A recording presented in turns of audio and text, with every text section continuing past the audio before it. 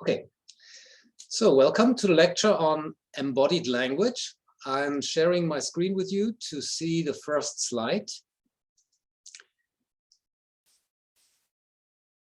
And you should be able to see it now.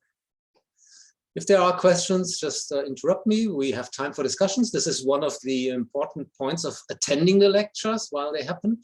So you can immediately ask questions. Otherwise, questions can also be posted in our forum on the Moodle, where I will post the link for this lecture later. To help you get some orientation, just to remind you, the outline of the lecture has been slightly modified. So today, the entire meeting will be about language. It's going to be a bit longer.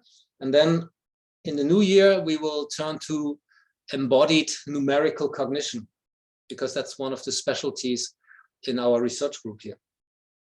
Finally, the lecture will be dedicated to some theoretical issues in the light of all the empirical evidence that I've presented.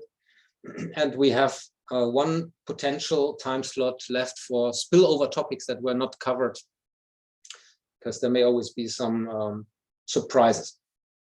And then the written exam on the 17th of February is a presence exam, and it requires you to come to GOM under 2G regulations, so either tested or recovered.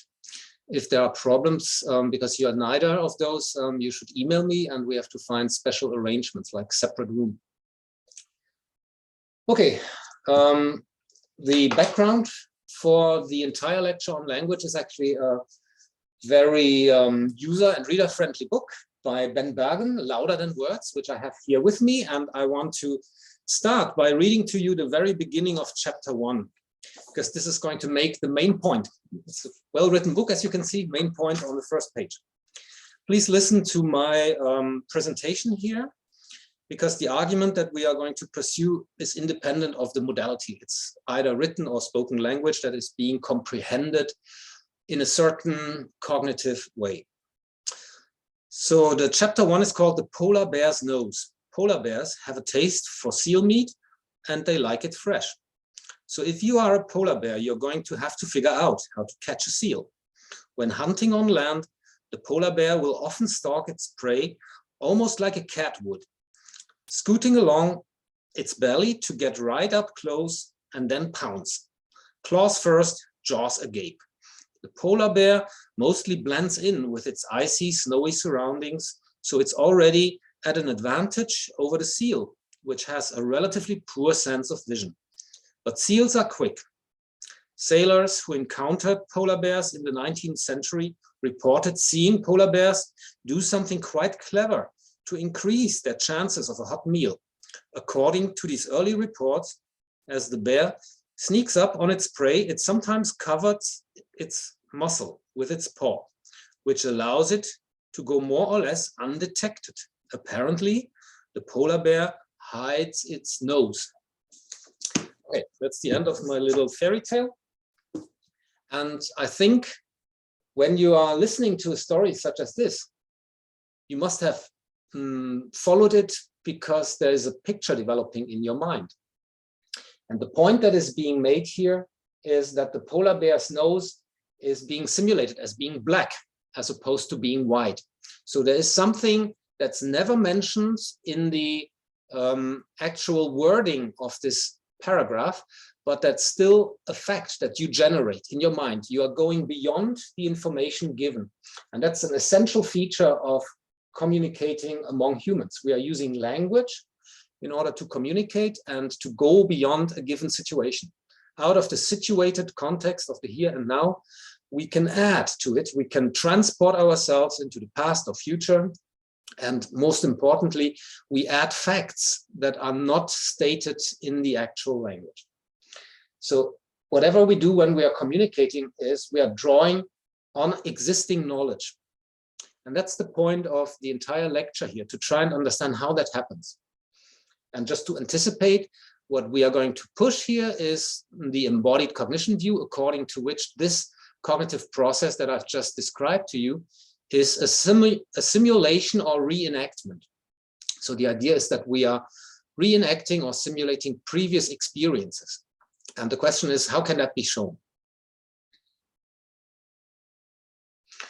Starting with some traditional views on how our knowledge is represented, we will find invariably, when we go into a cognitive science textbook, we will find this classical hierarchical view of how knowledge might be represented in our minds.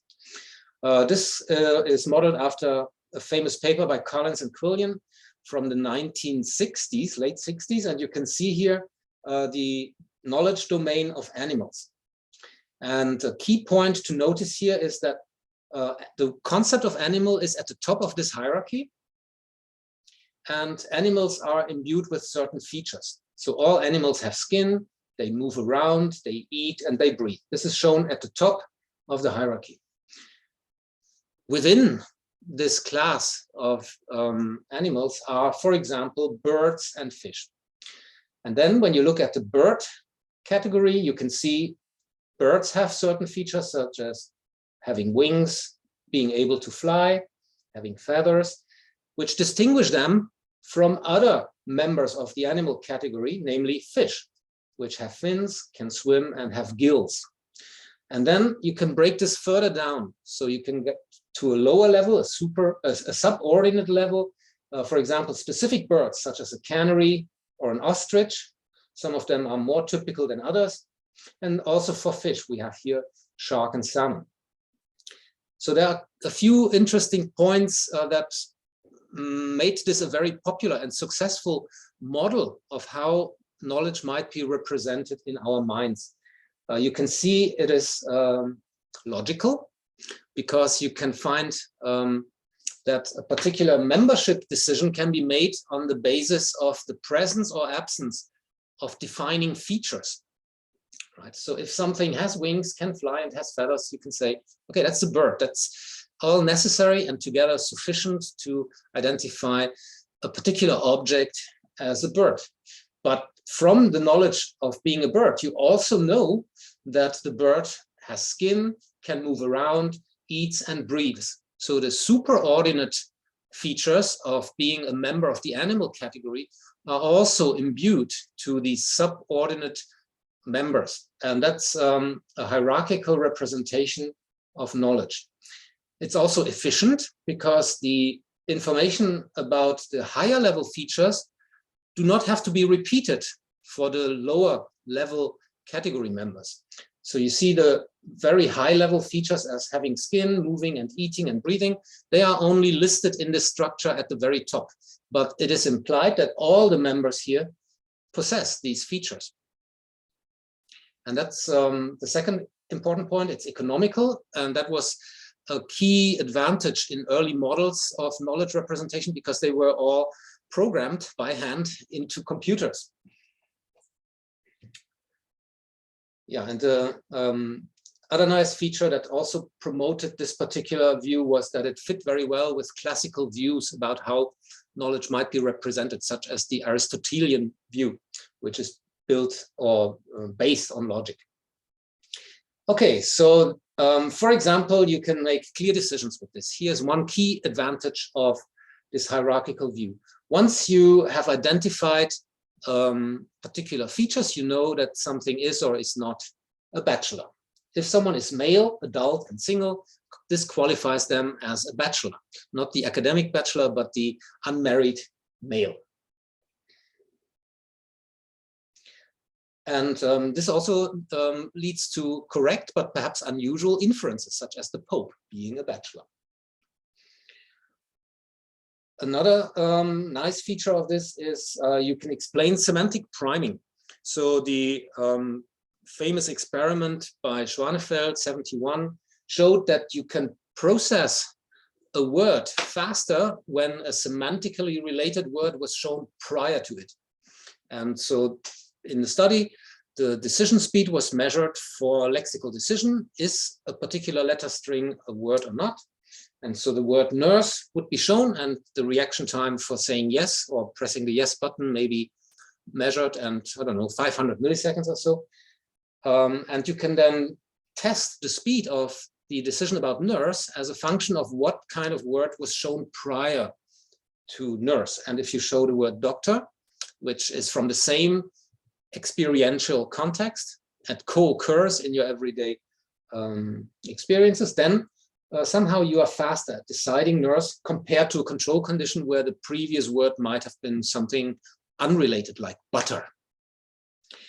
And all these ideas together led to a famous notion that was promoted by Jerry Fodor, among others, namely the idea that we have an entire language of thought that is different from our communication language. So we are building a structure of the world. We are representing the world in our mind in this mental language called mentalese. And particular laws of mentalese have to be discovered according to Fodor. Fodor is famous also for his notion that he proposed that our mind works in a modular fashion. 1983, modularity of mind. It's a very influential proposal. And Fodor is frequently cited as a strong representative of this classical view of having knowledge structures as nodes that are hierarchically structured in a knowledge network in your mind. So that's just to show you where the embodied cognition comes from as an opposition to this particular and very successful initially view of how the mind works and how we understand the world and language, descriptions of the world. Now some critical findings that challenged this initially very popular view. First thing is, in contrast to the claim that you can unanimously decide whether something is or is not a member of a category, there are gradients of membership, the so-called prototypicality effect. If I ask you to generate exemplars of the category bird, many of you will start with eagle, raven, these kind of birds that we frequently see and that possess all the features. But also an ostrich is a member of the bird category, even though it's a bit of an unusual member. It doesn't immediately come to mind. And this fact that it's an unusual member that doesn't easily come to mind can be measured by slower reaction times, about category membership decisions, by taking more time before you generate an instance of an ostrich compared to an eagle. And that together shows that there is a graded membership. Some exemplars are more, others are less typical for a category. And that's not consistent with this either or approach that is reflected in the hierarchy that I showed you. A more fundamental problem that was coming from a philosophical consideration about what it actually means to use these hierarchical propositional networks came from John Searle, the Chinese room example. And I just want to check here if anyone among the audience has already encountered the Chinese room example. Does anyone know what this is?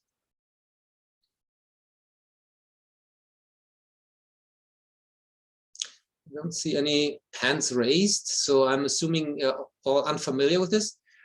I have a little drawing to explain it, but keep in mind we are trying to evaluate whether or not it's appropriate to think about understanding the world through these kind of propositional networks that I've outlined before. Here is something that illustrates the argument by Searle. Notice what happens here is there is a box in which someone is sitting and is manipulating a foreign language dictionary. This person receives input from the outside world on the left. And these are little stones here, messages with these symbols.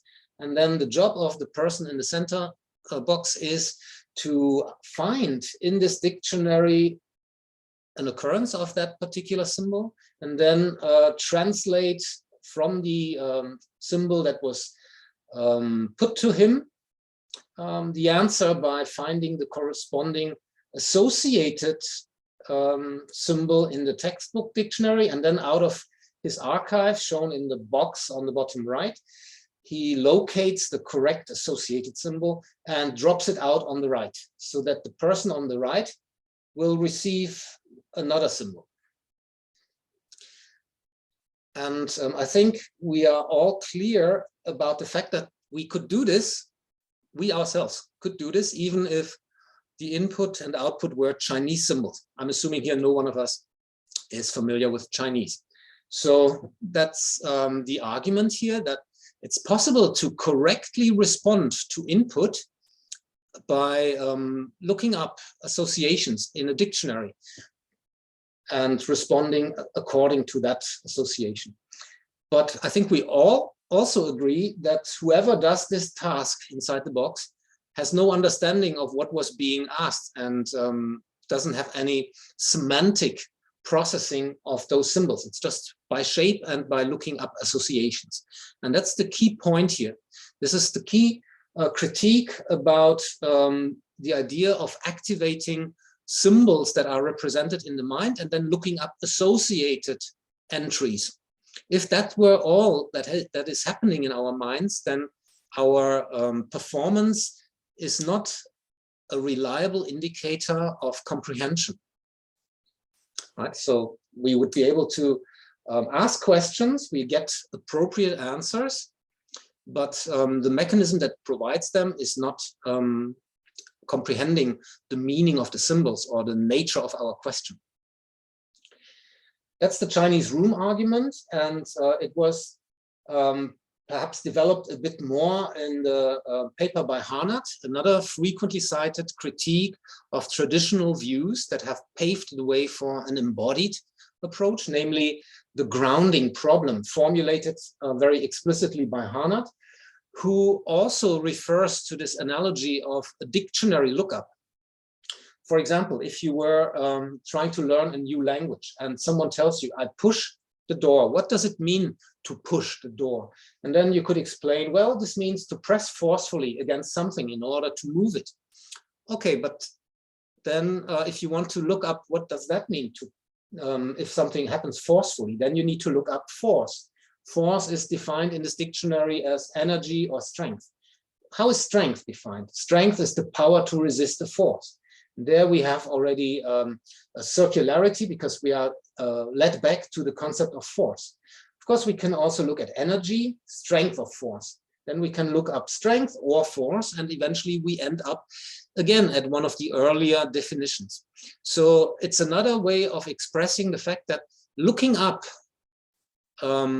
definitions can never lead to a comprehension of meaning unless something else is added to that process that is missing from a hierarchy of knowledge that is activated, because all the hierarchy of knowledge is describing in terms of knowledge retrieval and understanding is the passing of activation in some sort of network. Spreading activation theory, these are networks of activation being passed around, but that's it. The nature of the activity or activation doesn't really differ between different retrieval events, and that's why you cannot explain the meaning of a concept through this description.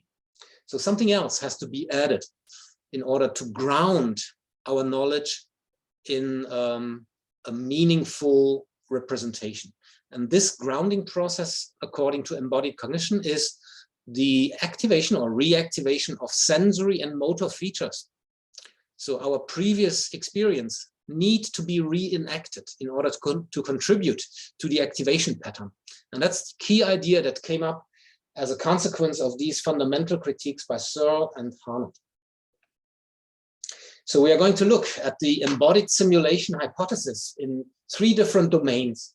The first is the linguistic domain, and the top picture shows you George Lakoff, who wrote several influential books. I'm citing one of them here about categories. Another one already from 1980, if you briefly look in the camera, it's called Metaphors We Live By. And the argument is that in order to understand even abstract concepts, such as time or love, we refer back to experiences we've had. And these experiences are very systematic, and they are systematically used in the metaphoric language we use. I'll come back to that later. Second approach comes from psychology and is promoted by Eleanor Roche. This is the middle picture here. showing her, and she is known as a co-author of the influential book, The Embodied Mind, which I also show briefly into the camera. I think there's a new edition out because it has been so influential as an early book about the cognitive science and human experience. Eleanor Roche is also one of the promoters of the prototypicality critique. So she identified several ways of measuring the extent to which an exemplar is or is not a prototypical member of a category. And then last but not least, the bottom picture shows Larry Barsalou, who is a cognitive scientist who worked for several decades on embodied cognition by developing several memory-based experiments that show the evidence in favor of a simulation process as part of comprehending. There is one very influential and frequently cited review in the Annual Review of Psychology 2008, where he applies systematically this argument that I've just presented to you to the various traditional stages of information processing. So from encoding to memory retrieval to speech production. And that's why this article is one of the landmark papers now in embodied cognition. So we'll go through the evidence for embodied simulation at many different levels. Let's first look at the Barsalou argument. This is depicted here. He tried to promote his idea by formulating a theory called perceptual symbol systems. Perceptual symbol systems already draws attention to the fact that perception is a key ingredient for all of our knowledge. The first part of the graph is already shown. It shows you how the information from our environment enters into our cognitive system. So the physical stimulus might be this Volkswagen Beetle car. You receive information about this car from many different modalities. You can see the car, you can hear the car. If you are unfortunate, you may bump into the car and feel it. And that leads to a systematic sensory representation of the car in your nervous system. The fact that these little dots here adopt the shape of the beetle is not so important. But the key point is that there are higher level neuronal representations, so-called conjunction areas or association areas, that represent the co-activation across multiple modalities. And that's how such a physical stimulus is being represented in your mind. Okay, now what happens in real life is, of course, you encounter cars, but usually you're not alone. You are together with other people, maybe a caregiver is there and warns you, look out, there is a car. So there is also a linguistic concept that is being laid down together as a memory trace together with these multimodal features. And that's the key point here. Now you have a symbolic representation, namely the word car, that co-occurred and was co-activated together with these multimodal activations in your nervous system. And the association of activity patterns is then replayed when you later hear the word car in a totally different context where no physical stimulus resembling a car is present. So by using the linguistic concept car, let's say here in my office, I have no car in my office. So nevertheless, I will be able to understand car because this expression activates the associated multimodal features in the conjunction areas, at least partially.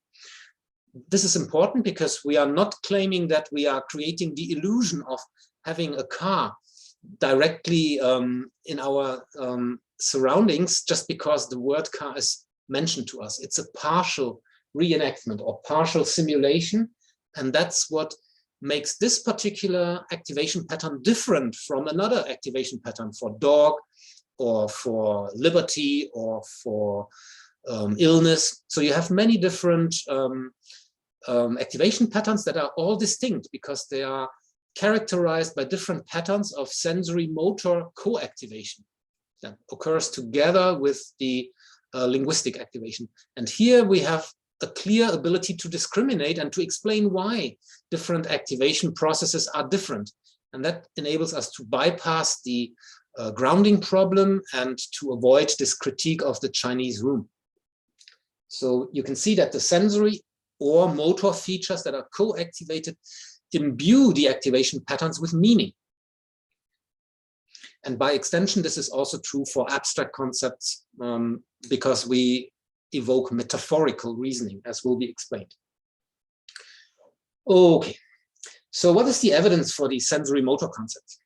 To explain another influential contributor to this idea, I want to briefly remind you of the structure of the cortical surface in the human brain. And you can see here a side view of the left hemisphere. The important points are being highlighted. Hopefully you can see here in green, the primary somatosensory cortex, and then in orange, the primary, oh no, in red it is the primary motor cortex. So they are adjacent to each other and separated through the central fissure here. And so you have here a representation of motor and of sensory activity in the cortex, just next to each other. From classical single cell recordings in humans prior to surgical operations for epilepsy, we know that the structure of these two representations, the motor cortex and the somatosensory cortex, is structured according to the body surface. So looking at the somatosensory cortex first, here the green part, this is a slice through the brain looking at the side of the surface area. And you can see here that depending on the sensitivity of the skin, a particular body area occupies more or less space in this somatosensory cortical representation.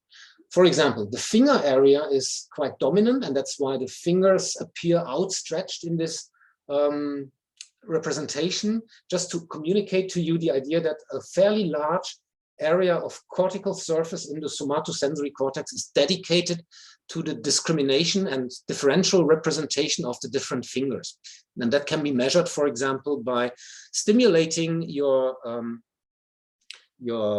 body surface with either 1 or 2 point stimuli, and then measuring the separation that is necessary between the two points for you to be able to tell apart that it's either 1 or 2 contact points.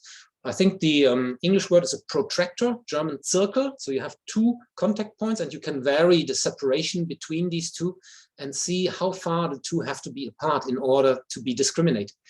And in areas where there is a high cortical representation, you are able to discriminate very narrow contacts as being 2 separate contact points. And other body parts are less sensitive. For example, you see here more toward the medial area, the mid part of the brain, the representation of the trunk and of the legs, and they are less able, or these skin surfaces are less able to discriminate fine detail. Another area that is very highly sensitive for somatosensory stimulation is the face, and in particular the lips. And interestingly, this kind of representation has been called a homunculus, a little person in the brain, just to convey the idea that the entire body surface is represented in the somatosensory cortex. The same type of representational structure can also be found in the adjacent motor cortex, again shown here in red or orange. It's again a slice showing you this time how much of this motor surface of the cortex is dedicated to moving that body part. And the logic is, if a body part is represented more large compared to the others, that means you have a better dexterity, a better ability to manipulate the postures of this body part. So clearly our fingers, they can be manipulated with great dexterity, and that's why there is a large area of cortical surface dedicated to the hands, and presumably you need many neurons to implement such motor commands for fine dexterity, fine motor manipulation. And the same is also true for the lips and the tongue, because you are producing slightly different sounds by shaping your lips and your tongue in different positions. So that's why this part of the face is represented larger on a more lateral part of the motor strip. Okay, that's just a reminder This is old stuff, familiar to most people from popular science. And we are just using this knowledge to provide additional evidence for the sensory motor nature of concepts. How?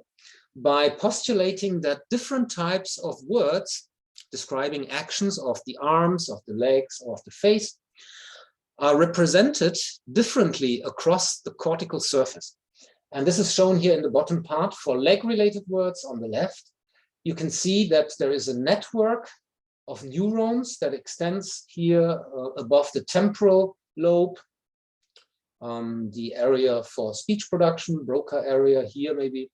And then importantly, it stretches all the way out to the area of the motor cortex that would control leg movements. Remember, this is a medial part of the motor cortex toward the center of the brain. That's why the distance between the white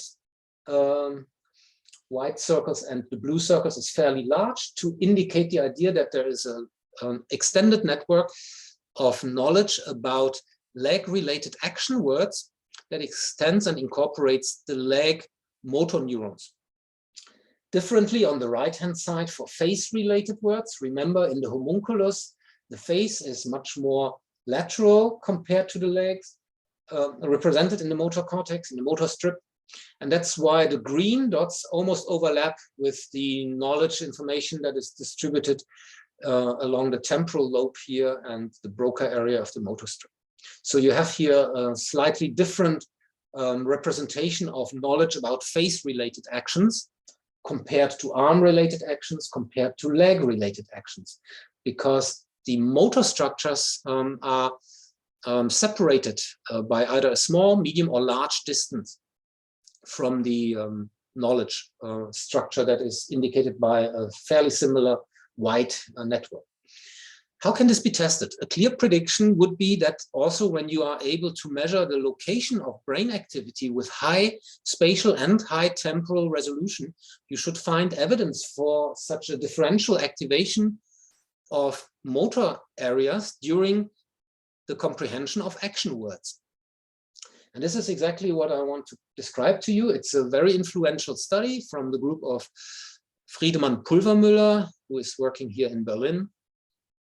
And they found with a particular method that has both high temporal and high spatial resolution, they found support for exactly that claim. The method they used is called MEG, magnetoencephalography. And I will just show it here. So MEG, magnetoencephalography data from Haug and Pulvermüller's study, in order to test a network that compares face-related and leg-related words. Key difference is the prediction about activation related to the motor cortex when people are seeing words like to kick or to lick. Kick and lick, a face-related and a leg-related word. The time course of activation is from the top to the bottom. And you can see here for face and arm related words, the activation centers on the left, and for leg related words, the activation centers as they develop over time on the right. There is a general network that's identical in both of these columns, but that's only true for the early part of lexical access. So once a word has been presented, 110 milliseconds later, the brain is activated similarly by lick and kick.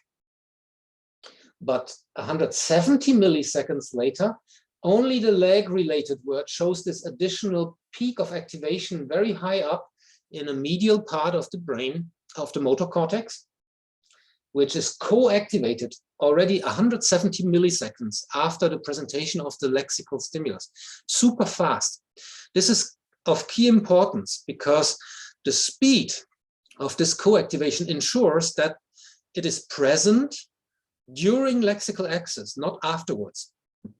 So the frequent critique is that, well, maybe people understand words like kick and lick or pick as commands, and they somehow activate motor structures because they want to comply with this. And when they are in the MEG scanner, of course, they are not allowed to do that, and they have to inhibit it. But nevertheless, This would be a sort of epiphenomenal or post-lexical access explanation for the activity difference. This is not feasible because the activation occurred very quickly during the process of lexical access, of comprehending the letter string, as shown by the data point at 170 milliseconds after the onset of the lexical stimulus. And so to summarize, this is one of the foundation experiments in favor of a sensory motor contribution to meaning, thereby providing evidence for an embodied nature of language processing that prevents the critique of Searle or Carnot of arbitrary activation patterns for all concepts. Questions about this? Tessa has a question, please.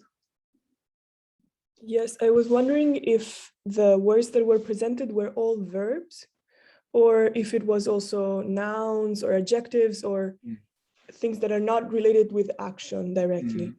Yeah, that's a very good point. Here, it's all action verbs, and we will later see that the argument also holds.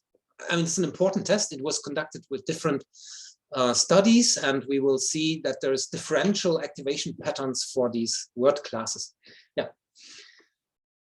Okay, if there are no further questions, I just want to tell you one further point, which has to do with the fact that MEG data, or MRT, I think MRI data in English, magnetoresonance imaging, these are correlational evidence, right? So you are seeing a correlation between a brain activity pattern and a performance pattern.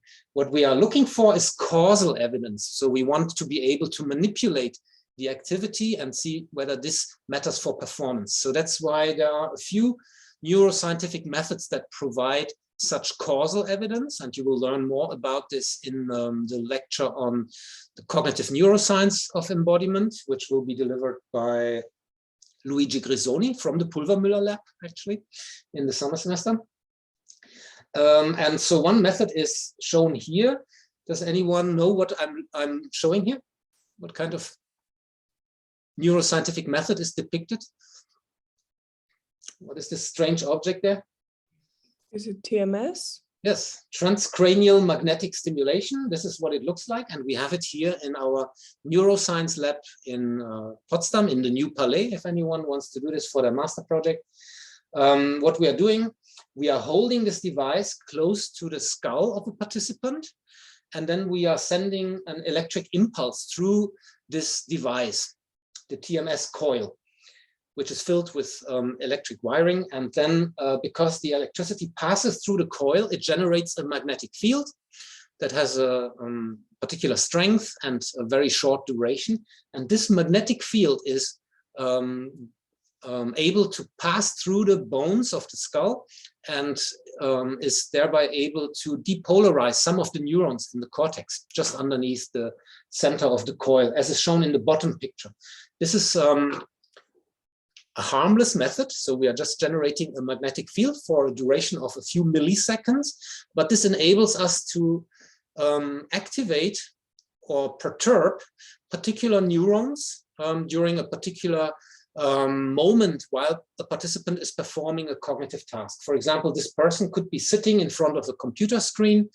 We know exactly when a visual stimulus, such as an action verb, appears, and we are then sending this pulse maybe 50 milliseconds later, because that's the time needed for the optical information, the visual information, to pass through the optical nerve into the brain, into the cortex. And then it is being analyzed, and that's the moment where we want to see whether a particular brain area is or is not active.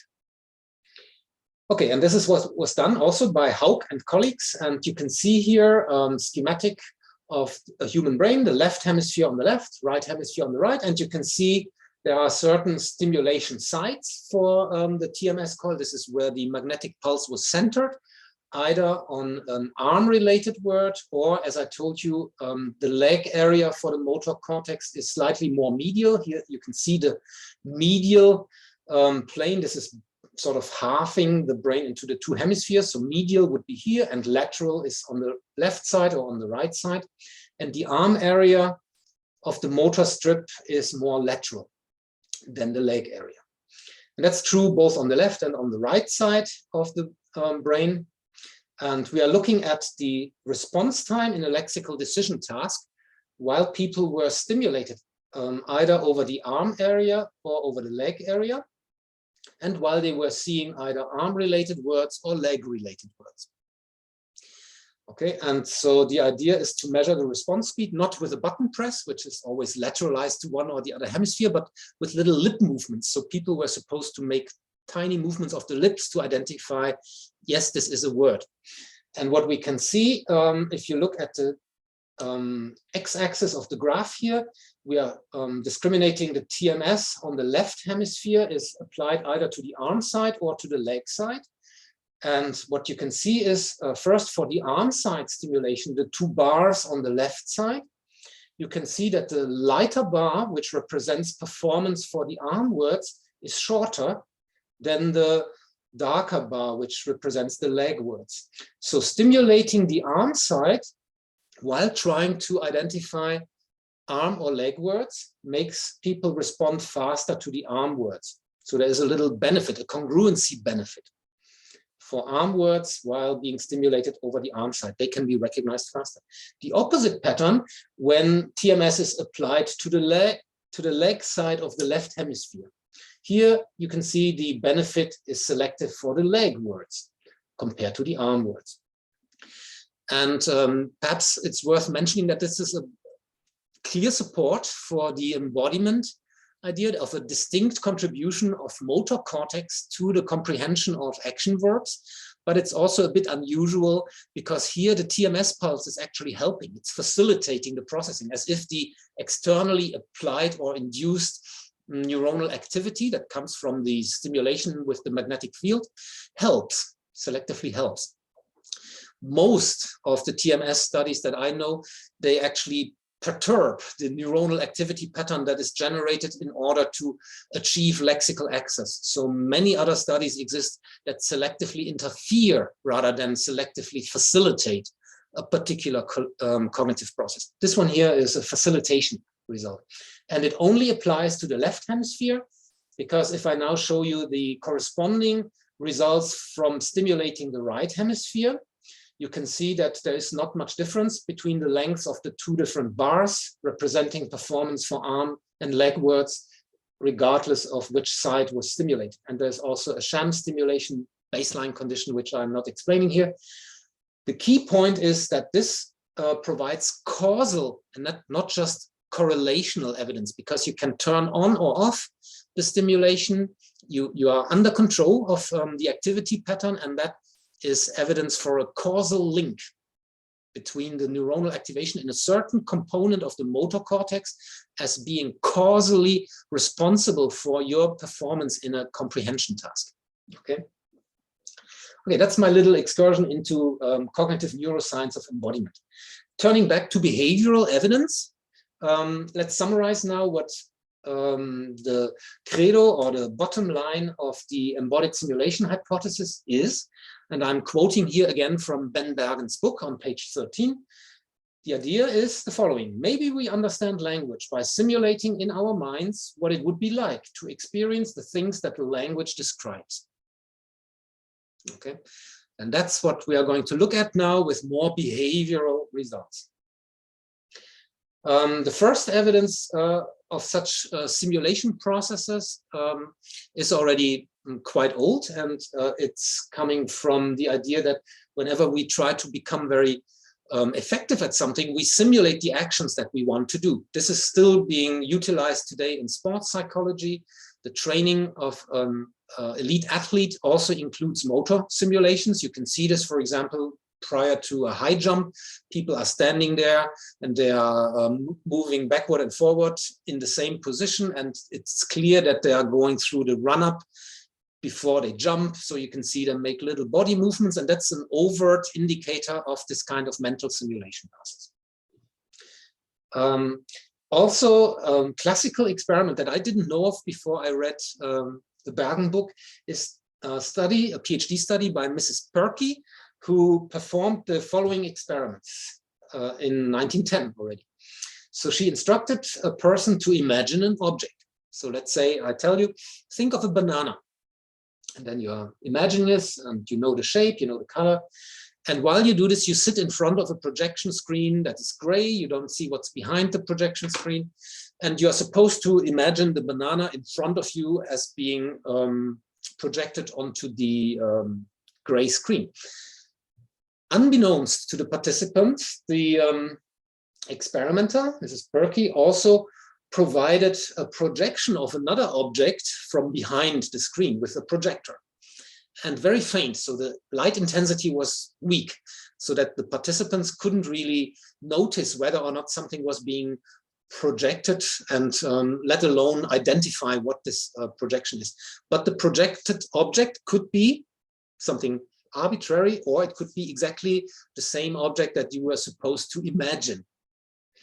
And people, when they were instructed to imagine objects, were more likely to report a successful imagery when the same object that they were supposed to imagine was at the same time projected from behind the screen.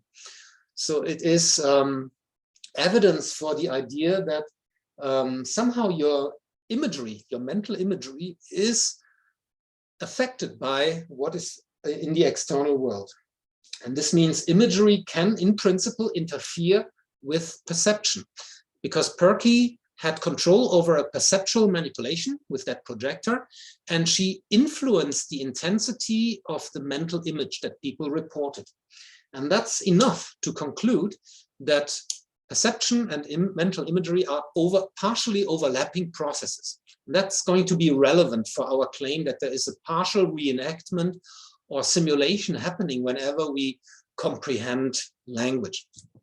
Okay, so that's a little step that explains the logic of experimental or behavioral evidence, trying to get at the idea of mental simulation. And James has a question. So I was thinking the first method, the first line in this particular experiment, Perky effect, did she tell them the particular object to imagine? Did she, yes, or she just told them to imagine any object? Yeah. So there are demand characteristics. If that's what you are suspecting, of course, yeah, people will try to comply. But still, you can measure the intensity. For example, okay, on a scale, how clear did you perceive your mental image? How strongly did you succeed?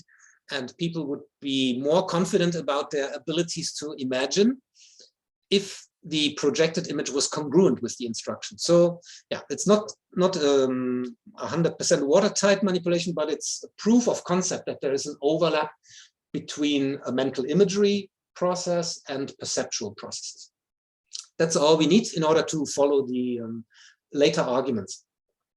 So a classical finding that shows how our mind is replaying previously performed actions is the Shepard and Metzler science paper from 1971.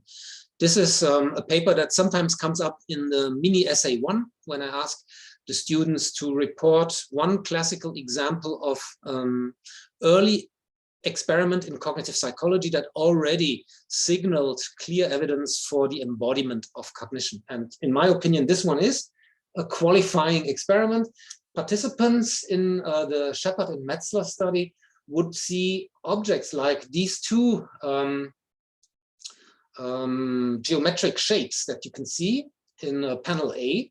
And your task, if you are a participant for a moment, is to decide whether the two shapes show the same object, or is it two different objects? What do you think?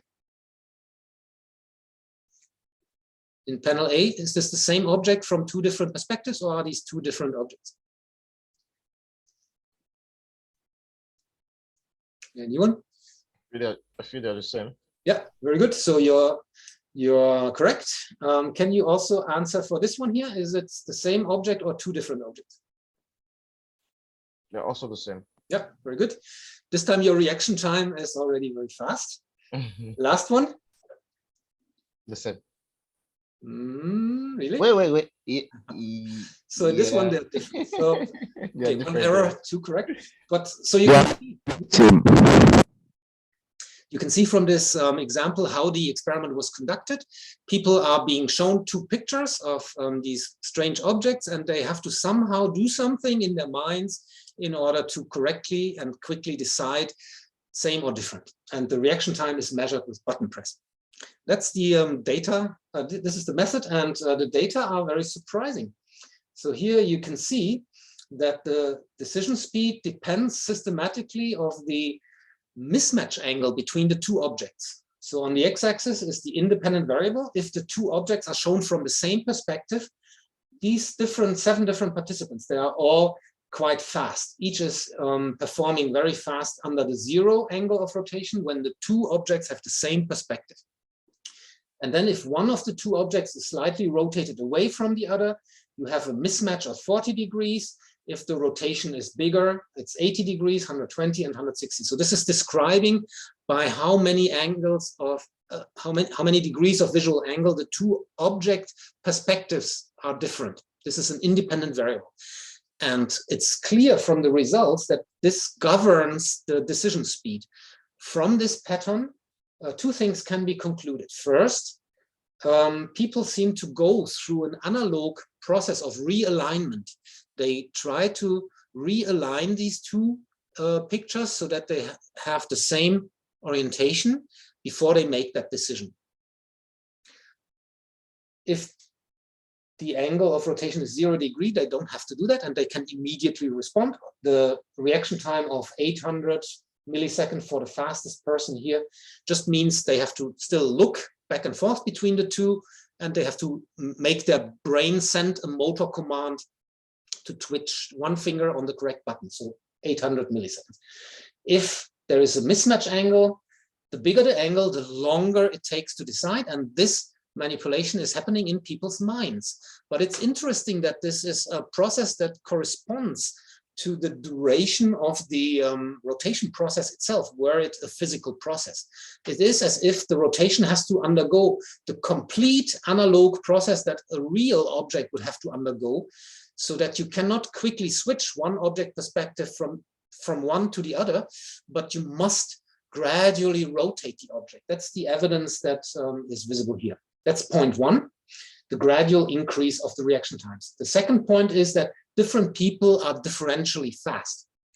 And this is shown in the offset of the reaction time gradients.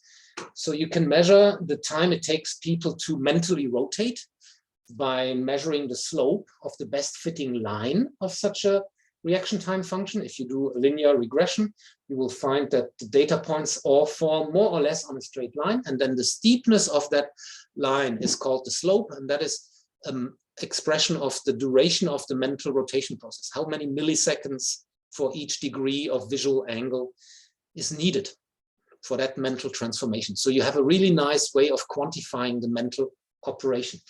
And secondly, the intercept, the distance when the angle of rotation is 0, this is where the individual differences become evident. Some people can encode and can send the motor response fast. Other people need more time for this. But the slopes are fairly similar. I think if you would fit regression lines through the data points of the individuals, they will be fairly parallel, meaning that the milliseconds per degree is roughly the same. Okay, so that's the mental rotation signature, and it's early evidence from 1971 that your mental operation when you're trying to deal with comparison processes preserves some of the aspects of the real world. A less well-known example for this preservation of analog features is coming from language comprehension. If you speak slowly, do people read your prose slowly? And indeed, Koslin, another famous representative of this mental imagery debate, is providing early evidence from 1977 in favor of the idea that somehow when we are reading, we are reenacting previous experiences. How did they do this? In the study, people were listening to speech samples from speakers who either speak very slowly or other people's recordings who speak really quickly, and they explain things quickly and fast. And so you have a familiarization phase with a person's speech rate in the first part.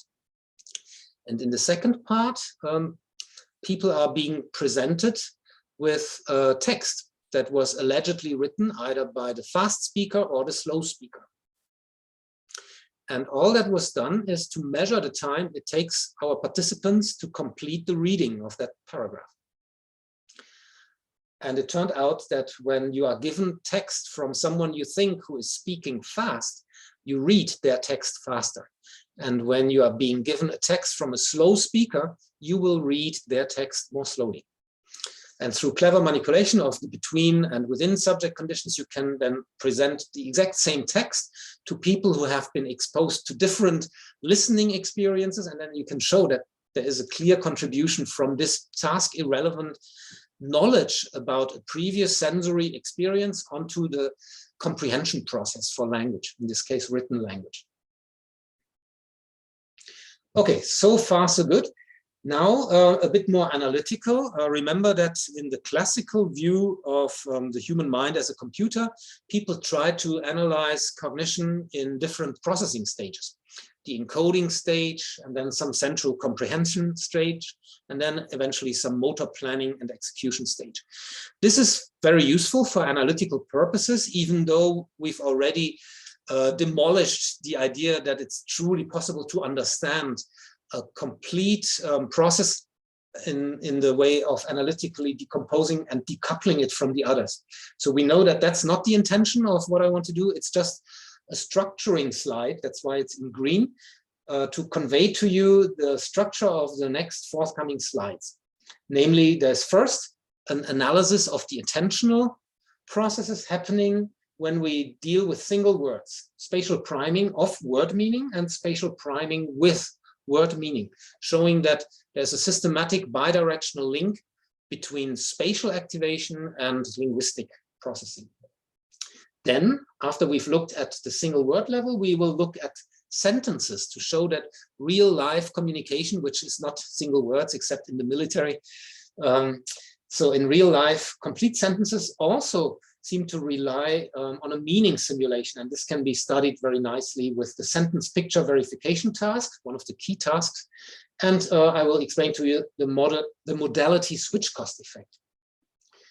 And last but not least, we will then look at motor contributions again from a behavioral perspective. I will explain to you the action sentence compatibility effect, one of the foundation experiments for embodied language processing. And I will update you on recent developments in terms of a failure to replicate. And then we will look at how motor behavior itself can be used to analytically understand the temporal relationship between lexical and motor processing. Yeah, and there are two studies by Boulanger. Okay, that's the plan. So this is your orientation slide in green. And we will begin by describing two experiments that make use of a sort of attentional manipulation. And the two experiments look very similar, but they end up reporting very different results. And the question is why? Let's first look at Zetic and Domjan's experiment. I've illustrated here a display sequence for a typical trial. You see three crosses in the center of the screen. The crosses can then move up or down a little bit. And then at the position that was already indicated by the cue that moved up or down, you will see a word. And your job is to press one of two buttons. That's why it's a two alternative forced choice task, 2AFC. Your decision is the object that is being named here, can it fly or not? And in this case, you would say, yes, it can fly because it's an eagle. And you manipulate, of course, the nature of the objects. Half of them can fly, half of them cannot fly. And importantly, you also manipulate in this experiment the location where these two types of objects are being presented, namely in the upper screen position or in the lower screen position. So we have here a congruency manipulation between the location where an object name appears and the meaning or the feature representation of that object. And down here are the results, not surprisingly perhaps to many. We have here in the upper row the reaction time results and in the lower row the corresponding error rates. Let's first look at the error rates. They are fairly similar. There is not much happening in the error rates, which means we can concentrate on the reaction time data. And the reaction time data show a congruency effect. Let's first look at the top spatial position for the flying objects, 642 milliseconds. The same objects shown at the bottom of the screen need 655 milliseconds. So slower processing for flying objects at the bottom of the screen. Let's now look at the non-fly objects. When they are being positioned at the top of the screen, it takes 676 milliseconds to decide that they cannot fly. But when they are shown at the bottom of the screen, you're faster by a few milliseconds to decide that these are non-fly objects. Okay, so we have here a congruency effect in the sense that somehow the direction of your attention shift leads to systematically faster or slower processing. And then the congruency between the meaning of the object and its location on the screen creates processing benefit. And why might that be? Well, the embodied cognition proponents would, of course, say, yes, well, if you ever see an eagle, you look up. This is where you see and experience most eagles, and that's why you are able to understand an eagle word faster when it's at the top of the screen. If it's at the bottom of the screen, that's incongruent. And other words like, I don't know, shoe or root would be processed faster at the bottom because you never see the root of a tree at the top of your visual field. Okay, so far so good. This is something that was happily accepted as evidence in favor of a simulation process that activates certain features and therefore helps to comprehend things.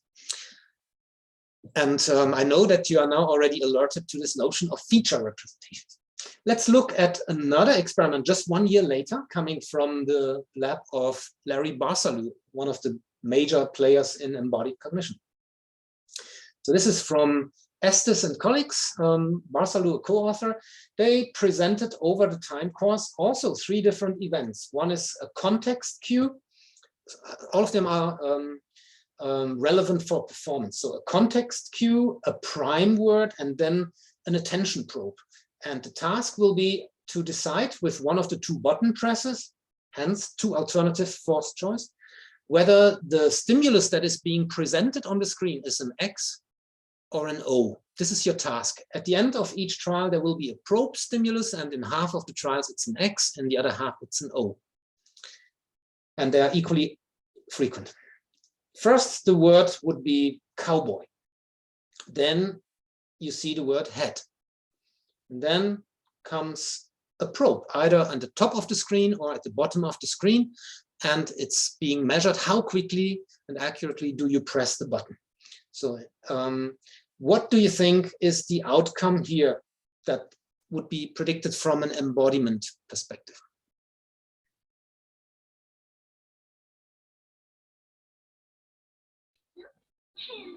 Maybe an us. Sorry, I didn't hear. Maybe us.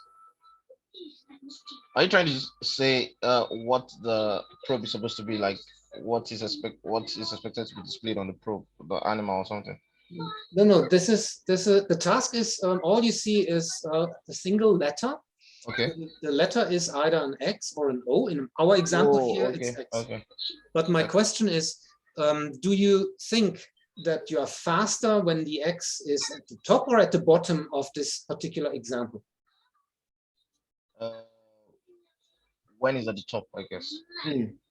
Yeah, that's what people would expect, because cowboy hat is a concept that would normally be in your upper visual field, and therefore your attention should be shifted to the upper field. Notice that in contrast to Zetic and Domjan, here all the cueing events are at the center of the screen, just like in the traditional Posner paradigm, as we discussed, and only the measurement of where attention is deployed is then with a lateralized probe, namely here at the bottom or top of the screen. In contrast to the prediction by James and most other people, the results actually show that the typical location leads to slower discrimination times. So the response times here at the top is the discrimination between X and O.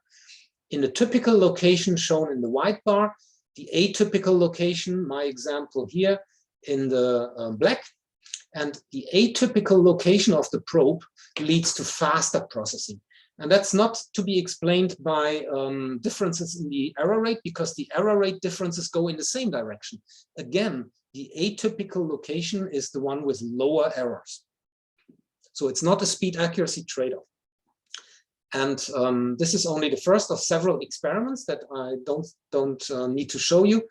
The question is, why is there such a conflict? On the other hand, there is a matching advantage, Zetic and Domian, and here there is a mismatch advantage, because Estes and colleagues found that people are faster when objects are to be discriminated at the non-typical location. So when there's a mismatch between the concept and the subsequently tested location. This is something that can be discussed at great length, and it has been for 10 years in the literature. We don't do this now because of the time limitations. The explanation evoked by Estes and colleagues is the Perky effect. So remember, Perky showed that when people are simulating something based on verbal instructions, there is an overlap in the perceptual and the mental imagery process. They are happening in the same location, which makes it difficult to distinguish. So in the case of our example, if I may go back briefly, the argument would be, okay, you see cowboy, hat. Hat will be activating a simulation in the top visual field, because that's where hats normally are.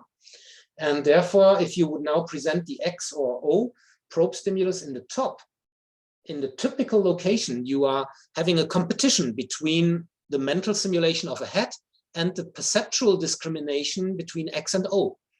And that's the reason why the typical location needs more time for you to discriminate between the X and the O. That's the reason why the Perky effect has become so interesting, that there is this evidence, already long-standing evidence for some sort of overlap between perception, which you need for discriminating X and O, and imagination, which may be the process for language comprehension. So Estes and colleagues interpreted this as evidence for embodied simulation, even though the result is in conflict with what any proponent of embodied cognition would have predicted. So recent debate about this, and then in 2018, Petrova wrote a review saying, well, if you look at the literature, there is no word-based attentional cueing effects. So she went through several papers and calculated in this meta-analysis some effect size that, that she says, well, it's just spurious evidence. And then Estes and Barsalou responded to this in the same journal, a follow-up meta-analysis, which is more formal than the Petrova work. And they actually also coded in their meta-analysis several other variables that are important. For example, how long is the SOA, the stimulus onset asynchrony between the inducer prime, such as hat, and the measurement with the probe, the SOA. Short SOAs, they are needed to prevent the dissipation of lexical activation. So you need to measure pretty quickly after you have read a word, where is someone's attention. Secondly, they found out that there is a difference for the SOA assessment depending on the depth of the orthography. The orthographic depth of a language is characterized by the mapping between the phonemes of a language and the graphemes. So in Italian, every letter that is being printed has its own sound. It's a one-to-one, very straight and simple mapping, which is also very transparent. English is different, because if I give you the letters P, I, N, T, you are not allowed to read this as pinned. It's actually pined. And many other examples make English a deep orthography, where the mapping from graphemes to phonemes is peculiar and opaque, and that constitutes a deep orthography. Unfortunately, many experiments are being done with English language stimuli, And that's the reason why there is a difference or discrepancy between different languages, such as Italian and English, with regard to this temporal manipulation. And finally, Estes and Barsalou pointed out that the context stimulus is of crucial importance to actually induce a proper simulation. So remember that it was not just the word hat or boot. You have to present cowboy as a context, cowboy hat, cowboy boot. And only then, with this minimal context word, only then the effects seem to be robust enough to warrant a conclusion of a differential cueing effect. And leaving alone these sort of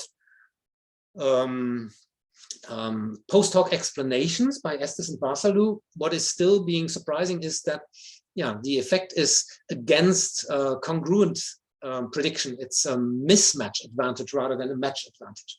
And we'll come back to that as we go along now on the sentence level. So now the idea is to look at stimuli that are constituting complete sentences, and Rolf Zwaan is depicted here as one of the pioneers of this kind of approach. He is working now in Rotterdam, and he would present to his participants sentences like "the carpenter hammered the nail into the wall," followed by a picture.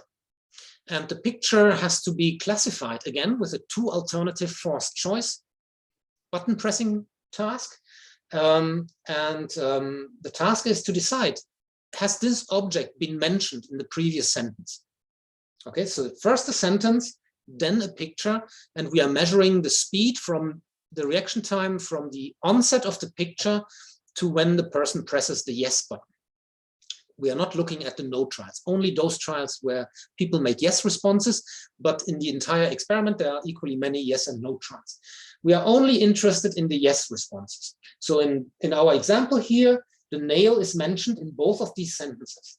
The carpenter hammered the nail into the wall, followed by a nail, yes. And that's also true for the carpenter hammered the nail into the floor, followed by a nail. Again, a yes response is needed. Would they differ in their reaction speed? No one would have expected this if they were proponents of the traditional view of how knowledge is represented in our hierarchical networks, because, okay, you have activated the nail, and so yes, you will remember the nail. But interestingly, the reaction speed depends on how the nail is presented. Do you show a picture of a horizontally arranged nail or a vertically arranged nail? The horizontally arranged nail is consistent with hammering a nail into the wall. A vertically arranged nail is consistent with hammering the nail into the floor.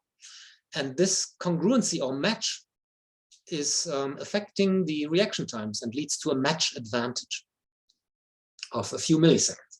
But nevertheless, it's an effect that's reliable and has been reproduced, and thereby shows that people are not just activating in a network a concept of a hammer and a carpenter and a nail and the floor, but they are elaborating the sentence. They know which orientation this nail must have if there is a complete comprehension of the sentence. So they are simulating either a horizontal or a vertical nail, and that additional part of the simulation can be measured with this congruency effect that is illustrated here. And we will stick with this topic for a little longer. That's why I want to briefly check if anyone has questions about this.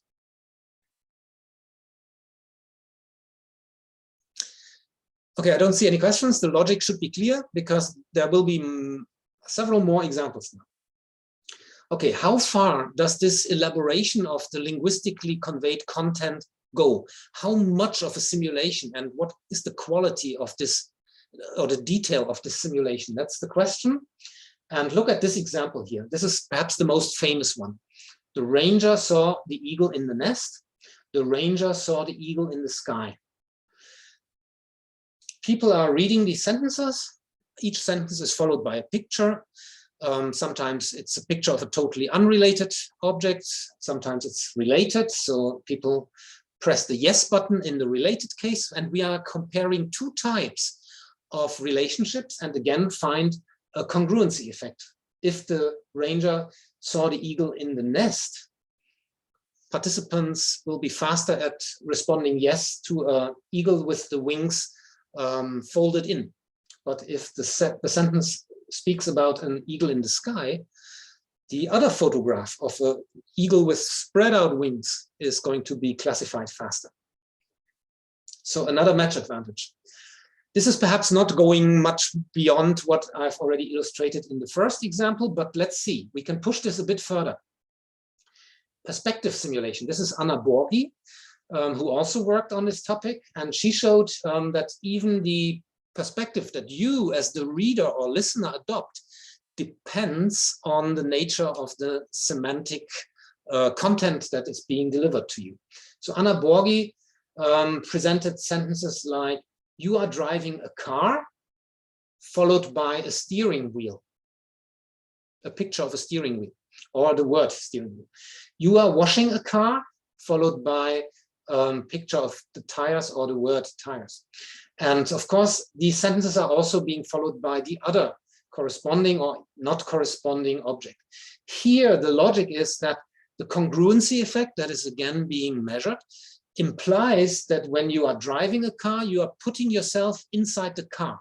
This is part of your mental simulation to understand a sentence like you are driving a car. If you do that, only then is a steering wheel directly in front of you and is part of your simulation. You are not simulating the tires because they are outside the car. They are not in your field of view. If, however, you are washing a car, understanding such a sentence, you are washing a car, induces a simulation of standing in front of the car or kneeling in front of it with a sponge in your hand and doing the job of cleaning, which of course includes cleaning the tires or the, what are they called, the spokes, I think. Yeah, and so the tires are in the foreground of your mental simulation, and that's the explanation for why you are faster at classifying this word. Okay. That's already one step. Here is another one that's perhaps even harder to believe, a perceptual simulation of clarity or distance. And again, I'm just reiterating things that are spelled out for you to read in the Bergen book chapter. So if the sentence states, through the clean goggles, the skier could easily identify the moose, or through the fogged goggles, the skier could hardly identify the moose. We are reading sentences that describe the ease of perceiving a big animal, either through clean or clear fog goggles, or through these fogged up and intransparent goggles. So the task is still the same. It's a picture verification task. And now people are seeing either a picture of a sharp moose or of a sort of unclear moose. Notice that the task is simply to decide as fast as possible whether the object in the picture has been mentioned in the previous sentence. So everyone would have expected, well, if the picture has a better clarity and is crisp and sharp, of course, this will help you with identifying the picture and then say yes to this. But interestingly, people are faster in identifying and responding to the lower version of the moose, the one that's a bit unclear and not sharp, if they have previously read a sentence that speaks about fogged up goggles and hardly identifying a moose. So that means they are actually simulating this level of detail that is conveyed in the sentence, right? And this also, so this is a clarity simulation, and then the distance simulation.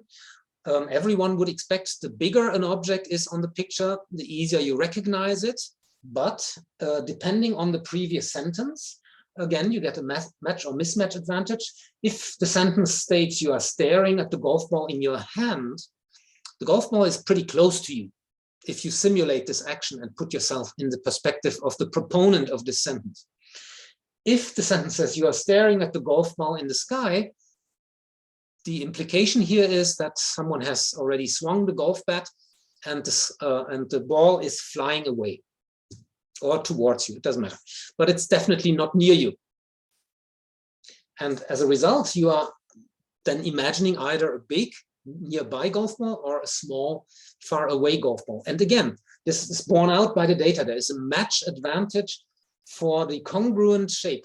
And the fact that normally a big picture is easier to identify does not hold. So very fundamental, basic perceptual mechanisms are overruled by linguistic simulation. And that speaks not only to the power of this mental simulation process, but also to the level of detail that is being elaborated by spontaneously. I mean, this is not necessarily your job. It actually hurts you if you had a neutral task to do, but people go spontaneously at great length of elaborating detail. And that will be the theme that comes back again and again in the rest of this lecture. Okay, so yeah, before we go to the modality switch cost, are there any questions? Okay, I don't see any questions. Another paradigm that provides additional evidence is now looking at cross-modal paradigm. The task is to verify the property of particular objects.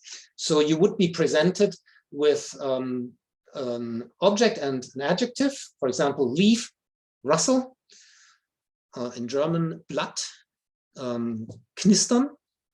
And the task would be, is this a true relationship? Yes or no? Two alternative forced choice. And of course, a leaf can rustle. A leaf can make that kind of noise. Diane Pescher, shown here, has become famous because she then manipulated systematically the trial sequences. So we have here in my trial number N, an auditory test, because the question is about an auditory attribute of an object. And you can, of course, have a previous trial that also has an auditory attribute, for example, bell, ring, and you can press the yes button. Or it can be a visual attribute, light, shine, and you press the yes button. So the idea is to manipulate the sequence of test trials so that there are either congruent sequences where the modality in the trial N-1 and in the current trial is the same, bell ring followed by leaf rustle, or the modality must switch. The trial light shine is followed by leaf rustle. And you're measuring or you're comparing the efficiency of participants for switch trials and for matched trials. And that's how the modality switch cost was discovered. There is an advantage for the trial N that is preceded by a trial N-1 in the same modality. Okay.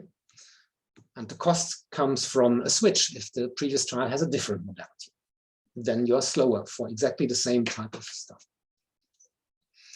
So again, it means that people somehow stick with a particular modality and their mental simulation. Maybe there's some mental spotlight that sticks with this kind of narrative. It's something that you build up as part of comprehending language.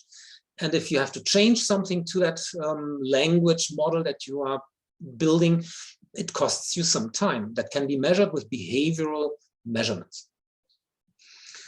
Okay, and here is such a framework. Now back to Swan, who has proposed already in 2004 the immersed experiencer framework to characterize the nature of this mental simulation in a bit more comprehensive fashion. The idea is depicted here in this kind of square-shaped forms, which depict mental states. So there is one particular square depicting a mental state at time n, Tn shown here, and then time progresses as you are learning more about a particular situation, because either you are listening to a story or you are reading it. So there's linguistic communication going on, which enforces a transition from a particular construal to the next construal. So this is the technical term for one of those mental models that is depicted here. It's one linguistic construal with a particular moment in time, a particular spatial region, a particular perspective. Remember the Borghi perspective manipulation evidence. There is a focal entity, perhaps a proponent of a particular task that is in the center of attention. If the story is about Sherlock Holmes doing this and that, you are focusing on Sherlock Holmes in your mental model. You are not paying attention to Dr. Watson. And so you know everything about Sherlock Holmes' features. They are in the focus of attention. You know he has a pipe in his mouth, he's wearing a particular coat and hat. And this is something that is immediately available to you as part of that construal in that moment of time, because the sentence or the linguistic communication says Sherlock Holmes is doing this and that. Okay, that's the idea. Other features are in the background. This is the B. And then the story goes on, and he speaks to Watson, who is doing da-da-da, and then all of a sudden Watson is in the center. He is the core proponent now. Your construal has been updated, and you are changing your focus of attention. That's the kind of cognitive model or proposal of a cognitive process that was put forward by Wolf Zwan to accommodate these surprising pieces of evidence in favor of a simulation framework. What is the behavioral evidence for this in other domains? Let's look at a study by Bauer and Morrow, which was published in the journal Science, that provides really good evidence for such situation models, as they were called in the Science paper. So the journal Science, as you know, is the top journal in the field, in all fields. And so this was a hugely influential publication. Here are the two authors, and we can see the method that they adopted. It's a two-part method. In part one of this experiments, people always learn a map, such as the one that is depicted here. It's an overview of an apartment with many different rooms. Each room contains particular objects.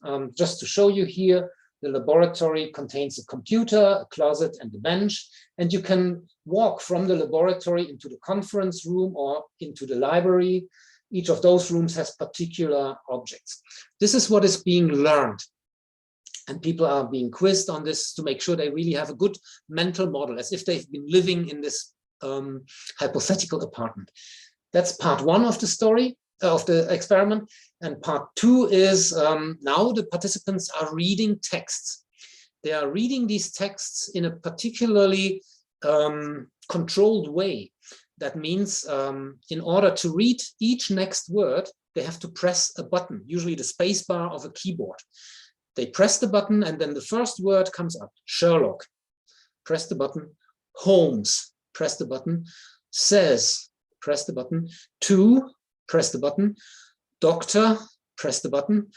Watson, and so forth. So it's a very nice way of controlling the time people need to read a given word, because they will only press the button when they are finished reading one word. So they press the button more or less quickly, depending on the processing difficulty, at which stage of comprehension they are in their language comprehension, okay? This is called self-paced reading, using the button press in order to measure the reading time for individual words or for particular clauses. This is also called the poor man's eye tracker, because you are able to tell how much time elapses for processing one word without measuring eye movements. But of course, it's a bit unnatural reading method. Nevertheless, it afforded a very nice method, namely that you could interrupt the typical reading process here occasionally by presenting different word pairs in a different color, for example, and you would present the two names of objects. For example, as people are pressing the button and read the story, all of a sudden it is interrupted because the next event on the screen is a pair of words such as closet and computer. These two words show up on the screen. And if that happens, people know they have to quickly decide yes or no. Are these two objects in the same room of that apartment? And then they press the button, same or not. Same room.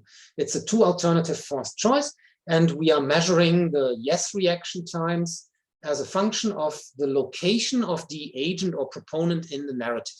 So the story, of course, goes on as you are learning about Sherlock Holmes and Dr. Watson moving from the laboratory through the library, and then they speak with the suspect in the conference room. They sit down, they have a cup of tea and blah, blah, blah. And as the story unfolds, you keep pressing the button in order to learn more about the story. But every now and then you have to quickly decide about whether two objects are in the same or in a different room. Okay? If that method is clear, you will be able to understand the following graph, which is pretty impressive. So here an example, Wilbur walked from the library into the reception room. So we have here a goal, a source, another room, and even another building. In the goal room for this particular sentence, you have a lamp and a radio, because these are in our learned apartment, they are in the reception room. The source room contains the copier and shelf, because they are both in the library. A copier and shelf, where is it here? Copy and shelves are in the library. The reception room is over here, and we have the lamp and the radio. Here's the lamp and the radio. So you can imagine for a given sentence that is being presented as part of the story, some objects are in the source room, from where the protagonist of the story is originating, and some are in the goal room, where this person is going to, is moving to. That's sort of key concept to understand the graph. And we can now look at the performance measure. So we are looking at how quickly can people decide the question if two objects are in the same or a different room, depending on whether the protagonist of the story is already in the goal room, or is still in the source room, or is in yet another room that's not even mentioned in the sentence, during which the measurements are taken, or the sentence is actually referring to objects, the measurements is referring to objects from another building that was part of the story several paragraphs ago. And you can see here that there is some sort of gradient here, indicating that the objects that are in the goal room of the described action, they are very much available to the participants of this experiment. So they can very quickly decide what is happening in the goal room. You know, lamp and copier are in the same room or whatever it was now. And so it's easy for them to make the decision. The source room is also giving a pretty quick reaction times, not quite as fast as the goal room, but this is still something that seems to be in participants' working memory, because they are building a construal according to Swan and his immersed experiencer framework. And that construal is still alive, and that consists of a full mental representation of the current room from which the protagonist is moving onward into the goal room. But all the other things that were previously mentioned are already fading away and are very hard to retrieve. So it takes almost a second more to decide about these other objects, because they're no longer in your current construal. Questions about this? Okay, it looks like it was reasonably clear. We can then turn to the main experiment evidence for embodied cognition. The paper is from 2002, and it established the action sentence compatibility effect, the ACE, as I will explain. The authors are depicted here, Glenberg and Kaschak. I recently Googled this before giving the lecture, 2,700 citations. So hugely influential paper. The task was, again, to comprehend linguistic expressions. Are these sentences meaningful or not? Participants were reading them from a screen, and in half of the trials, these were meaningful sentences, like I give you the pizza or you give me the idea. In the other half, these were meaningless statements like you open the cloud. That's not a meaningful sentence. Notice also that the examples given at the bottom of my screen here already are indicative of an interesting detail of the materials, namely the perspective of transferring objects either from the one person toward the participant or from the participant away to someone else. So I give you or you give me, right? This is object transfer.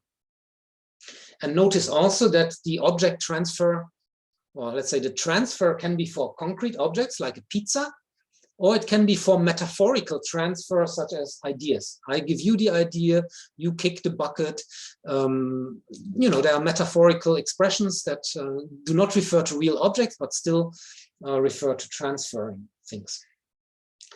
So these are the materials. And now you already understand a key independent variable, namely the direction of transfer. is toward or away from the participant. This is the meaning of the sentence.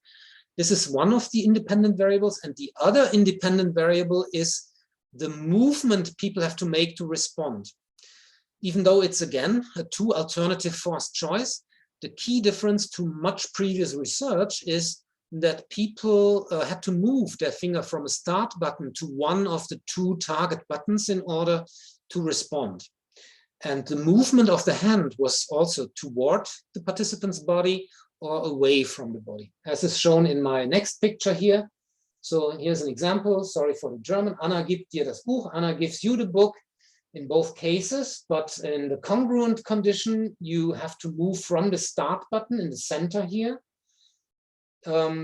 toward, because that's a meaningful sentence in German. You have to move toward yourself because you're sitting down here and your hand would press the start button to trigger the display. So your hand is always on the middle button, and then you move away from that and toward yourself, because that's good, a good sentence. And in the other case, notice that the yes button is in the far away distance. So people press down on the start button to read something, the sentence comes up, and then they have to release the start and move their hand away from themselves. That's the second independent variable. This is manipulated between blocks. So you have a whole block where you have the yes button away from you, and another whole block where the yes button is near you. Is that clear? And now, if that's clear, you are, of course, already predicting. We have a 2x2 design, two different sentence meanings, away or toward, two different response buttons for the yes responses, near or far. And this 2x2 design gives you two congruent conditions and two incongruent conditions with regard to the sentence meaning and the action direction. And that's what constitutes the main result here. The picture shows you the reaction time to make that decision and reaching to the yes button, depending on whether the location of the yes button is near, these are the two left bars, or whether the yes button is far. And this is shown separately for the two different types of sentence meaning. Notice that the black bars are for away sentences. I give you the pizza.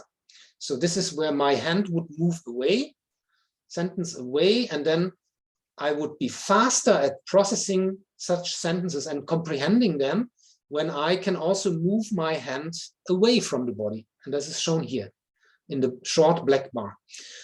Processing the same sentences leads to longer reaction times and substantially longer reaction times when you have to move in the opposite direction. So that's the yes button is near, I have to move toward myself, but I evaluate a sentence that implies I'm giving something away. Right? So this shows a congruency effect between sentence comprehension and motor activity, and thereby shows that the embodiment of language comprehension goes as far as simulating actions, consistent with the view or the evidence that was promoted by Pulvermüller and colleagues with the action verbs and the MEG study, and much other evidence. But here we have behavioral evidence. So that's pretty impressive. There are, however, a few methodological concerns. So one thing to note here is that the reaction times are really long, almost 2 seconds. And that's because the clock starts ticking when the display shows a sentence. You know, whenever the start button is pressed down to control that the hand position is in the middle, then the clock starts ticking. And of course, it includes the time to read as well as the time to then make a movement, which is pretty slow overall. And that means we don't really know where exactly in time this congruency mechanism happens. Is this an early process during the reading part, or is this something that happens later during the movement itself? That's difficult to decide because it could be happening anywhere along these 2 seconds of time. But nevertheless, this is the action sentence compatibility effect. So now you know the ACE, and I'm now going to talk about refinements and improvements of it until I will then talk about a very recent paper that appeared only a few weeks ago. So pro and con I've already anticipated this. A recent development was the multi-lab registered replication failure. I provide you here with the DOI so you can read this up for yourself. Just to show you briefly the results. Yeah, so I'm actually showing the results of that first before elaborating on improvements of the method. Perhaps didactically questionable, but nevertheless, so the action sentence compatibility effect is shown along the y-axis of these graphs for all these different laboratories from different countries. And notice one of the labs is Ben Bergen. This is this guy here, who has a pretty long distribution of reaction times with a lot of outliers in the data. But you also have here the reaction time distribution from the Glenberg lab himself. So he works now in a different lab from Kaschak. And Kaschak is also somewhere there. This is the very first lab. It's a separate replication attempt. And all of those distributions center on 0. So there is no successful replication of the ACE effect in any of these labs. Very strange. This is especially strange given that the studies that I will show you now are going to provide evidence that builds on the action sentence compatibility effect. And I want to still go through them because it shows you the methodological cleverness of behavioral cognitive scientists, how to pinpoint a mental operation with behavioral methods. So we already know the self-paced reading study, which I called the poor man's eye tracker. The sentence that is being shown as an example here is the lawyer cross-examined by, and you see here inserted a button press, a symbol for a button press. And just to illustrate again, the logic is that people can, of course, quickly read the, and that means they press the button fast. Then the word lawyer comes up. Okay, they read it quick. Cross-examined comes up. Okay, they read it quick, press the button. And then they expect maybe the object, who is being cross-examined.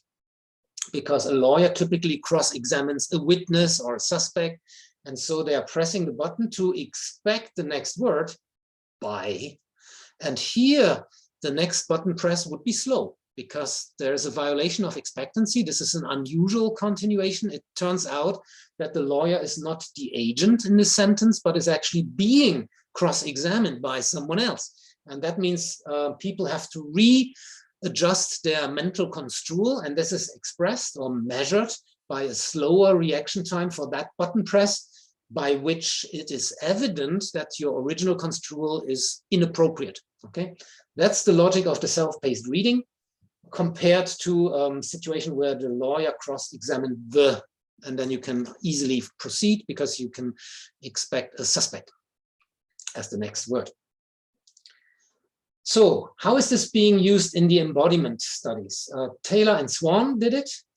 They presented sentences that described actions. And here's an example, and started the car. Starting a car requires you to do a particular action along the wrist. Those of you who own a car know you have to start the engine by turning the key in the lock. That's the first thing to note. So the materials require a wrist action that is either clockwise or counterclockwise.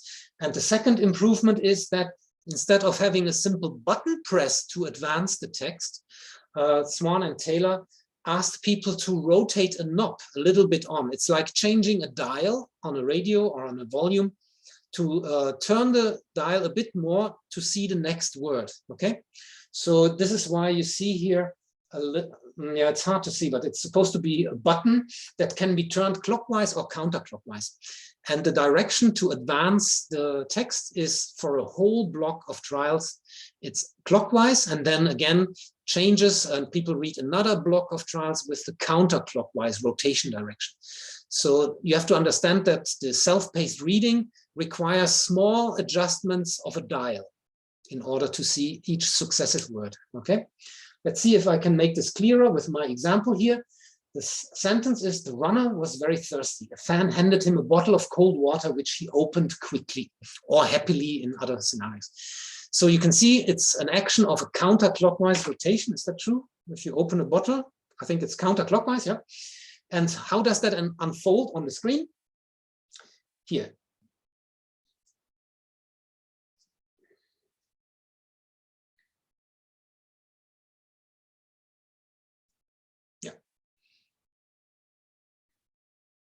Yeah, okay, so you can see this is an, oops, let me do this again. This is an illustration of a sentence. During the film, the light bulb turned out.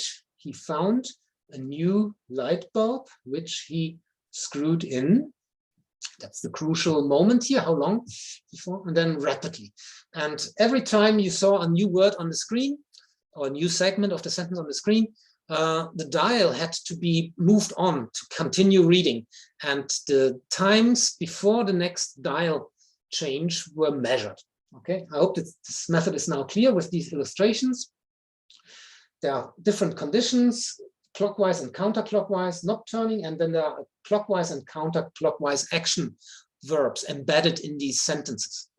And that again constitutes a 2x2 design, just like in the Glenberg and Kashak study. We have congruent and incongruent conditions, and we are measuring the reading time. And the picture shown here is the reading time. Now, notice on the y-axis, we have much faster reaction times because we are measuring them, we are sort of narrowing down on the moment where a particular word is being comprehended. How long does that take? And we can decide that for the pre-verb region, then only the verb. How long does that take to comprehend before you rotate that button again? And then the post-verb regions 1 and 2. And for a sentence like this one, to quench his thirst, the marathon runner eagerly opened the water bottle. We can see that the comprehension of that word, opened, is faster in the match condition compared to the mismatch condition.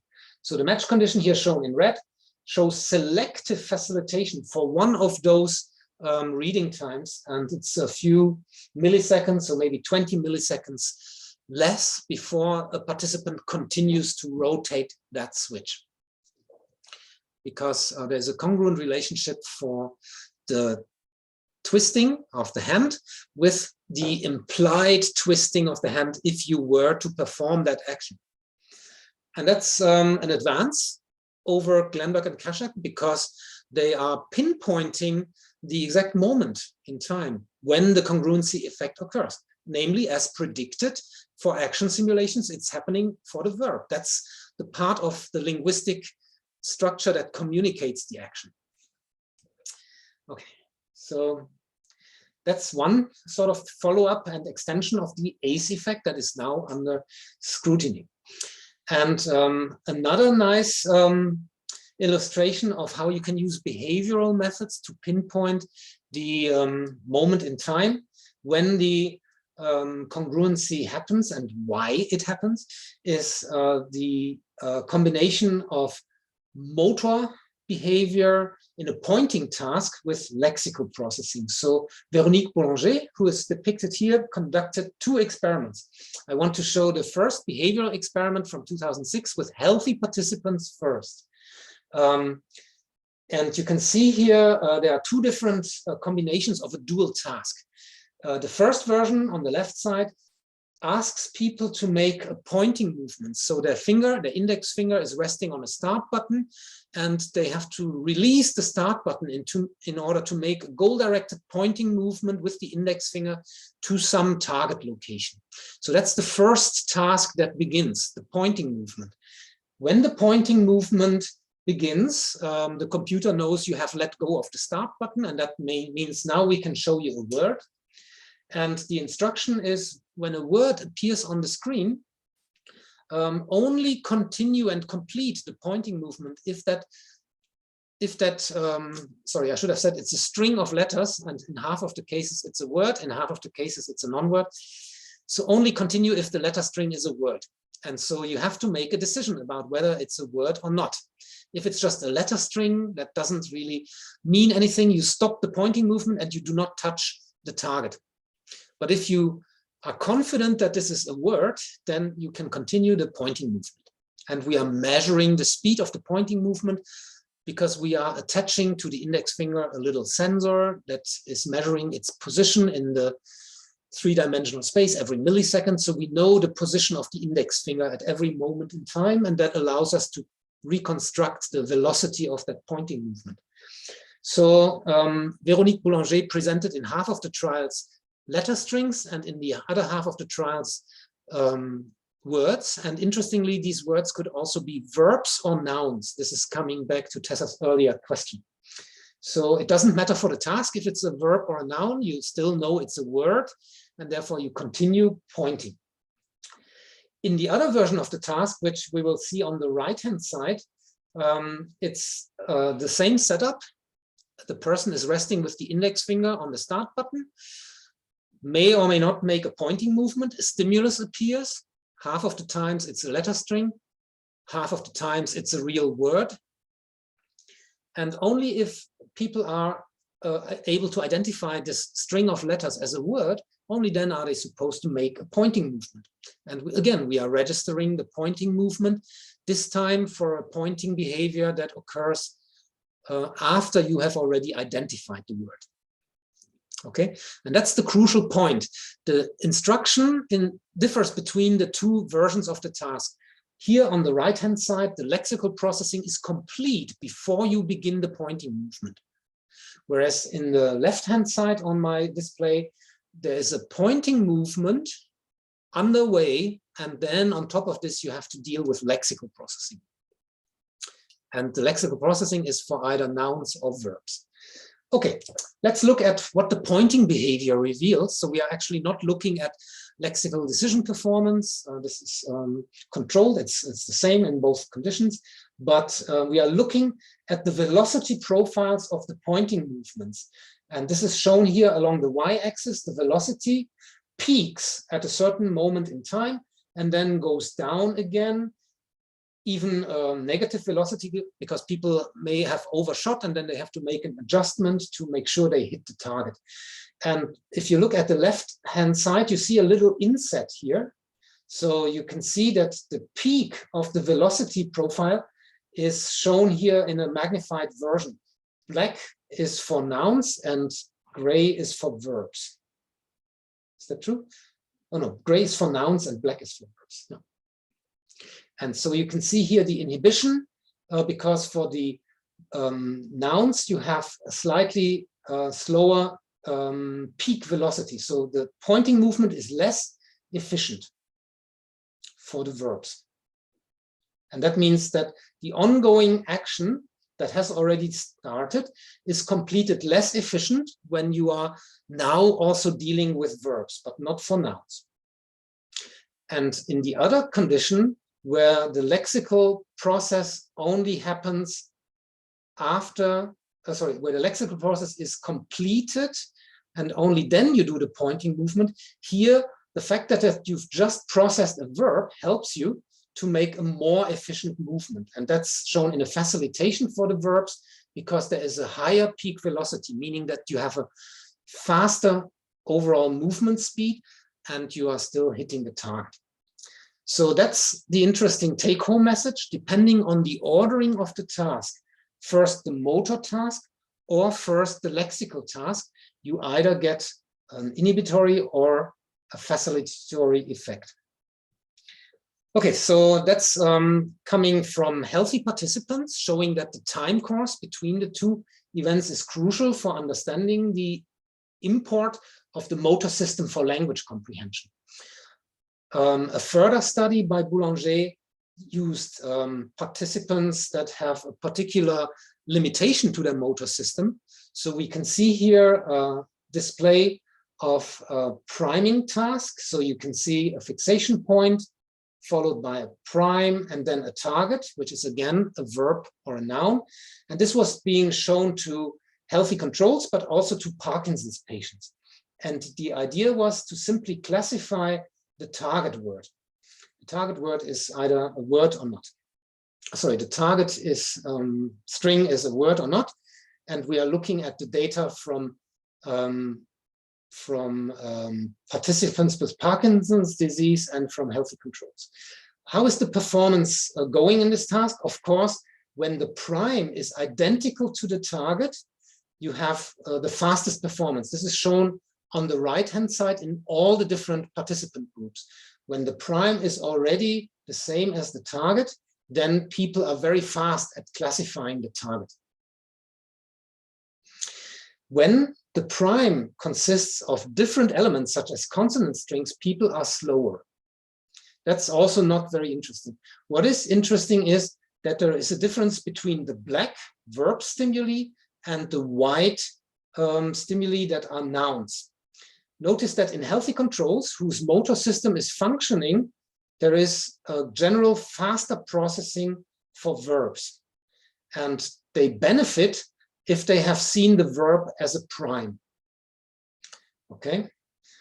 Then patients that are Parkinson's sufferers, if they get particular medication, they still have the priming benefit, but their motor system is slightly impaired. So for their comparison between the verbs, black data points, and nouns, they have a slight deficit for processing the verbs compared to the nouns. That's already showing that they have an impairment in language processing just because of Parkinson's disease, but they still benefit from the priming mechanism. Okay, and now the same patients were tested again, but off medication, meaning that the L-DOPA medication that is used to remedy their behavioral deficits is not available. And here you can see that there is a selective loss of the priming effect for verbs. For nouns, they are still benefiting from priming. This is a visual mechanism, apparently not to do with the motor system, but when it goes about understanding verbs, there is no more priming effect when the motor system is not available. And of course, their overall reaction times are also slower compared to when they have been receiving their medication. So the two big things to notice from this is, first, the motor system is generally impaired, leading to a reversal of the typical pattern, a general slowing for motor-related language compared to noun. Priming effect is still intact, but this kind of benefit in the motor system, the motor-related priming that is helping with the verb comprehension, disappears when that motor system is selectively impaired in the same people just by withholding their medicine. And that's why it's a very nice study, because it's comparing the same people, the patients, either on or off their medication, and documenting this selective loss of linguistic capacity in understanding action verbs. Okay, so these are the two studies from Boulanger. This one is from 2008 with Parkinson patients, the other one 2006 with healthy participants, but converging on similar messages. And the last thing, what is our time now? Okay, slightly over time, but before I explain to you the essay, the mini essay, I think there are a few little things that you also should learn about. The first thing is, remember that we are trying to pinpoint the time course of activation that is somehow indicating the motor system or the sensory motor contribution to language comprehension. And eye tracking is a great method for measuring this because it has high temporal resolution and it's not obtrusive. I mean, you can pretty much do what you want to do. In the olden days, people had these kind of head-mounted headsets with eye tracking cameras underneath the eyes. Today, it's completely remote. The head is free, and we can measure eye behavior that occurs spontaneously without any instructions needed. And that's important because it also avoids the issue of creating certain behaviors as a result of demand characteristics. Okay, so the situation would be like this one. You see a participant sitting in front of the screen, and then they are being shown a picture and they are listening to auditory input, as you can see here with the headphones. Okay, so auditory input, hearing language while seeing a particular picture that is being described by the language. So for example, here the picture could be a salt shaker, a pepper shaker, milk bottle, and a candle. And then as time runs on, the audio stimulus unfolds. The chef used some salt and pepper. This would be heard by the participant while looking at the display with these four objects. And we are looking at the proportion of eye fixations on these different objects that are shown on the screen in different locations. So the salt shaker is in green, the pepper is in red. Initially, when the time count begins, the participant hasn't heard anything. They are equally likely to look on each of those 4 objects. There is no systematic difference to be noted here in the beginning. And now the x-axis runs from left to right, and the person is hearing the chef used some. And now we are measuring differences in the eye behavior. What is the chef using? The person doesn't know. So that's why at this point there is no difference. And now they hear the word salt. And the moment the participant hears the word salt, they will look at this. The proportion of looking at salt increases. Now, by that time, they hear the word and. And now they are definitely looking at the salt shaker for a majority of trials, a majority of time, I should say. And then the stimulus, the auditory stimulus unfolds further, and we have here a second timeline. This is the moment where the stimulus pepper is actually auditorily available, but notice that the sentence itself is predictable. The chef is using salt and something else. What else are you using with salt? Not a candle, not a milk container. It's quite likely that the salt will be used in combination with the pepper. This is also predictable if you look at language statistics.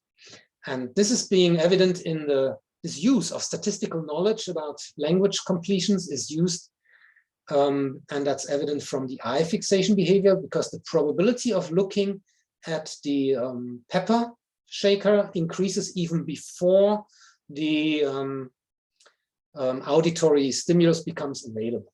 Okay, and that means there is some mechanism in the mind that is not only integrating information very rapidly, but it's also extrapolating and making predictions. Again, consistent with the view of rapid integration of all knowledge that is available in order to have the richest possible construal. Okay, so next week we will cross domains into from concrete to the abstract. Actually, it should say here from concrete to abstract, not abstract to concrete. So we will move to abstract knowledge about liberty, justice, these kind of abstract concepts. And similarly, the number domain is another domain of abstract concepts. That's why I think this is advanced preview of the next lecture. So linguistic challenges for embodied cognition is to try and understand how abstract concepts are being included into our understanding of language, but we don't have sensory motor experience with them. And according to Lakoff and others, we use metaphoric reasoning. We have sensory experiences with a particular source domain. For example, a quarrel. We know that when we are having a competition or a fight, we speak louder, we move faster, and these sensory and motor experiences make us understand an abstract concept like a quarrel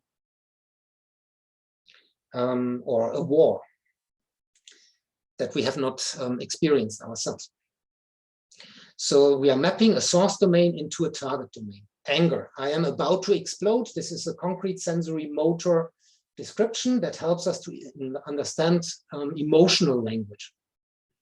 Similarly, for negations, the question is, if you want to comprehend something that is not a fact, how can you comprehend this? It is not raining. What are you simulating there? Is this a true challenge for embodied cognition, or can we accommodate embodied language processing claims by referring back to helper mechanisms, such as perhaps simulating the evidence that is subsequently negated? The evidence from the research of on negations will be shown later. And another domain where we are currently studying this in our own lab is time. Time domains. Time is also something that we cannot experience by ourselves. So sensory and motor experiences are not available to us, yet we understand temporal concepts. Let's first look at the studies by Kaup to understand negations. So it's again the sentence picture verification method by Swan and colleagues, now applied to the issue of what is being simulated when we understand negated sentences. A participant would read a sentence, and then the sentence is followed by a picture, and the question is this object mentioned or not? We already know that there is congruency benefits to be expected. Which of these two pictures would be simulated when you read the umbrella was closed? So the actual evidence is this one here. Similarly, when you read the umbrella was not open, this actual one is the consistent picture that is supposedly leaving you with a processing advantage if you see that picture. And here's the negated or alternate. So for the negation, the umbrella was not open. This one here is negated. And this is the actual fact. And you can have a reverse combination. The umbrella was open, in which case the rightmost picture is the actual one and the negated one is the closed one. And the umbrella was not closed is negating this one, and this is the actual one. Now, the clever manipulation of Kaup and their colleagues was to also manipulate the time course between the completion of reading a sentence and showing the picture to measure the mental state of the participants. So we are looking at different time delays, 250 milliseconds, 750 milliseconds, or 1500 milliseconds between the reading and the measurement of what is being simulated in the person's mind. So we can see that initially, for negations, the counterfactual image for a sentence like the umbrella was not open, the counterfactual image is actually the one that gets the faster reaction time. And then later on, overall, the reaction times are facilitated. This is just because people know eventually they have to respond, and you see no more difference. But initially, the counterfactual image has a reaction time advantage, showing that people are apparently trying to simulate one thing and then they negate it.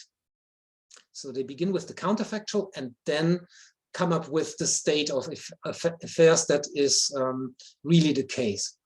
And that's evidence for how we deal with negations. We are ignoring the negation aspect initially. We are having to simulate something, and then we are tagging this mechanism, this construal that has resulted with a particular negation component, okay?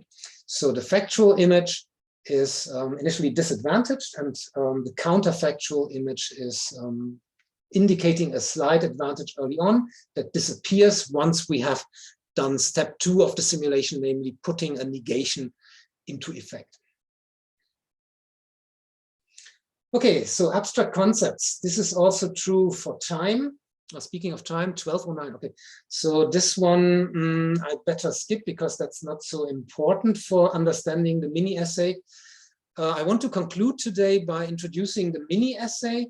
The task is for you to answer this particular statement. Compare and evaluate different methods used to document metaphorical mapping.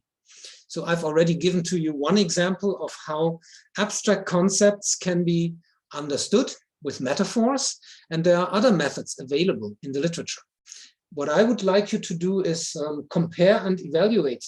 So you need to at least describe 2. Your essay has to be fairly effective in introducing and describing them in a way that is comprehensible to someone who doesn't know the literature. So you have to be able to be very precise at this and not exceed 1,000 words. This is another constraint. And notice that the challenge also wants you to come to an evaluation. So from these 2 methods that you are selecting, come up with an evaluation, which one is the stronger or better one. And the deadline is only the 13th of January because we are not meeting in the first week of January. The next lecture is only on the 13th of January, and by that time you should have finished the essay and submitted to me. Yeah, so that's it. And as I said, we will then make the transition from language processing to numerical cognition. And there is a book already uploaded, the first 4 chapters, I think, of the book by